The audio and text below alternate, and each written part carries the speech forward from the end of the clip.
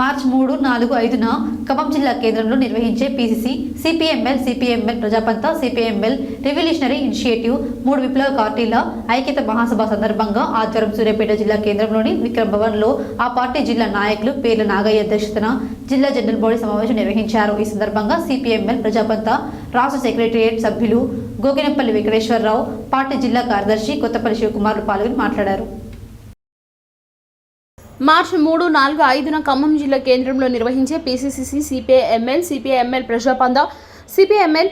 Revolutionary initiative 3 విప్లవ పార్టీల ఐక్యత మహాసభ సందర్భంగా ఆదివారం సూర్యాపేట జిల్లా కేంద్రంలోని విక్రమ్ భవనంలో ఆ పార్టీ జిల్లా నాయకులు పేర్ల నాగయ్య అధ్యక్షతన జిల్లా జనరల్ బాడీ సమావేశం నిర్వహించారు. ఈ సందర్భంగా సిపిఎంఎల్ ప్రజాపంత రాష్ట్ర సెక్రటేరియట్ సభ్యులు గోకినపల్లి వెంకటేశ్వరరావు, పార్టీ జిల్లా కార్యదర్శి కొత్తపల్లి శివకుమార్లు పాల్గొని మాట్లాడుతూ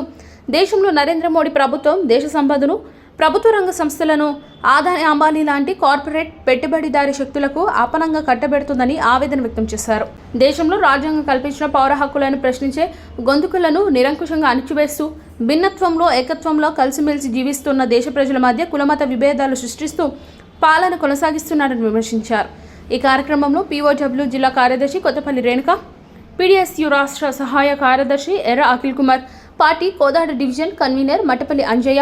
ఐఎఫ్టీ జిల్లా అధ్యక్షులు వేర్పుల లక్ష్మయ్య, అరుణాచల్ జిల్లా convener Goddeli Narsaiah, Huzurnagar division convener Vasa Pallaiah,